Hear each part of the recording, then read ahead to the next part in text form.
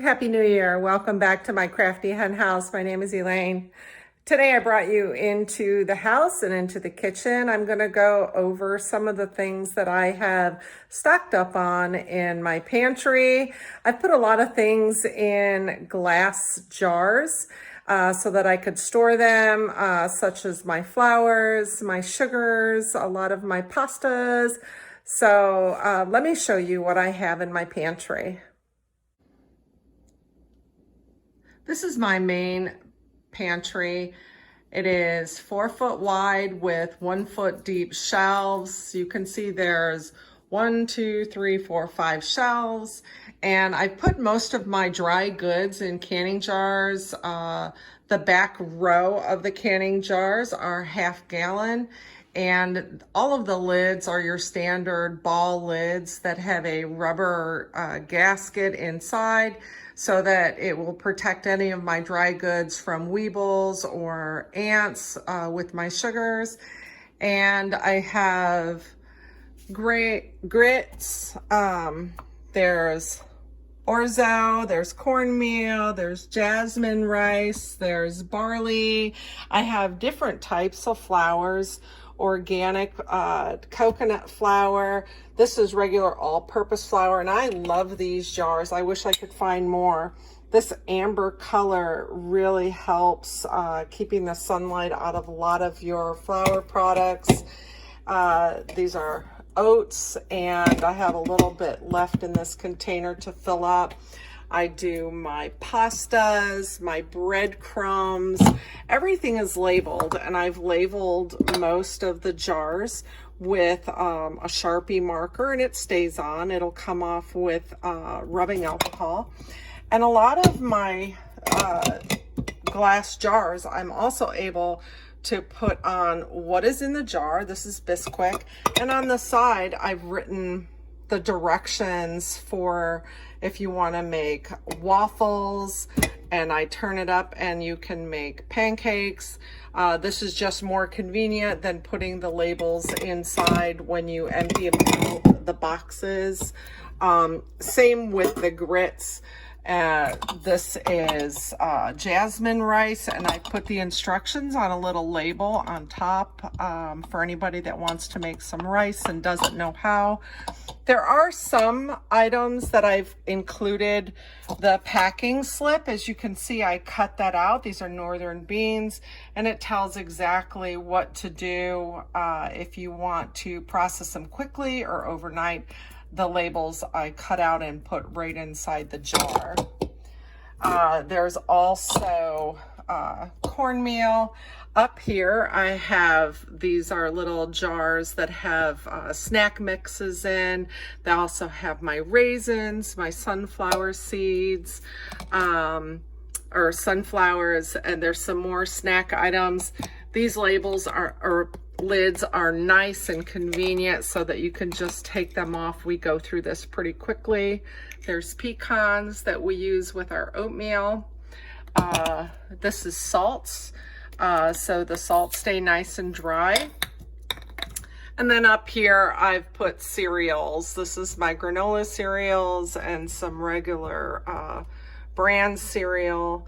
So I do have a majority of my dry goods. However, there is always a flow over when you can't fit them into the jars, whether it's more grits back here.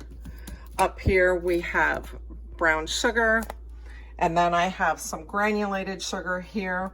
I have a lot of canning jars that I keep for extra when I'm making jellies or jams. And I also keep some extra fruits in containers with tuna fish, chicken, some miscellaneous items that I don't find necessary to put into canning jars. Now these jars here, this is an Atlas mason jar. This was actually a spaghetti sauce. So if you're ever getting glass jars at the supermarket, save your glass jars. And here's another one. And this actually is a peanut butter lid, a little small peanut butter lid. So save your plastic lids from your disposable items and see if they go ahead and fit onto these little jars. since, you know, you don't want to save the metal lids that they come with. I guess you could. Again, I have breadcrumbs in here. This is for stuffing mix. I have a lot of different items that you can put in here. Some labels inside to show you how to cook them if the labels are too much information to put on the top. But that's just a little sample of my kitchen pantry, and I will share with you the other side of my canning.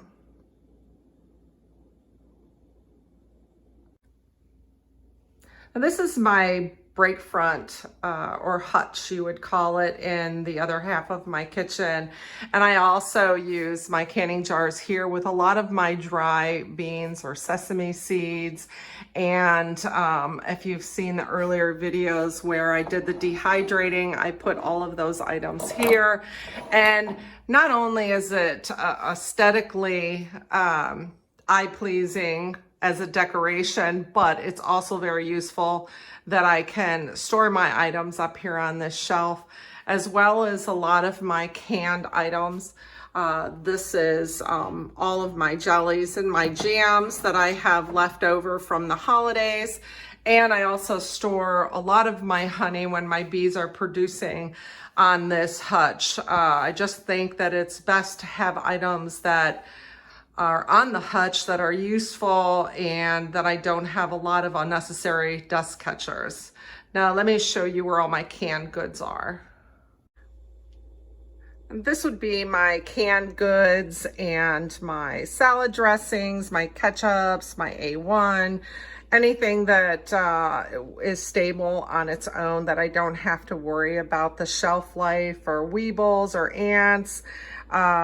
I don't have a ton of canned product. We like to use fresh product or frozen vegetables, but I do have a lot of our staples of the rotel, the spaghetti sauces, diced tomatoes. We have the soups and our vegetables in the corner. Those are all extra, and these are all extra cans up here. I do buy, when I go to the store, buy one, get one free. So I stock up on my salad dressings that we use on our pasta, on our chicken, on our salads. And then of course, when you can find extra honey on sale when you make your syrups, it's always nice to have a little bit extra in the house. Mayonnaise, hot sauce, and that's about it for my canned goods. And just one other item I'd like to share with you. We had a shortage of dairy creamer for our coffee. And I went on and I found some recipes. And if you take one of these cans of sweetened condensed milk, or you can use the Borden sweetened condensed milk, anything that you have, and you use one can of this and one can of milk, mix it together, store it in the fridge. It's just like creamer and it works perfectly, and it has a sweet taste to it, so it's really, really good.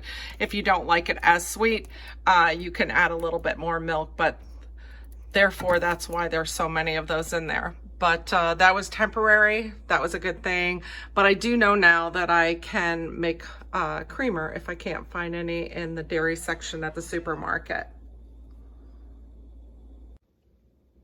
So I hope you enjoyed the little tour of my pantry, showing you the things that I keep in the pantry so that I don't run out of flour product, sugar product, the cereals. We don't worry about ants or little weevils getting in the product. Anytime I have excess flours or Bisquick, I always store it in the freezer if I have the extra room. Therefore, I don't have to worry about them creeping into any of the bags. We are in South Florida, and we do have a lot of little ants and critters that can come in from outside. So it's better to be safe than sorry with your product. But I hope you enjoyed my little tour. And until next time, have a blessed day.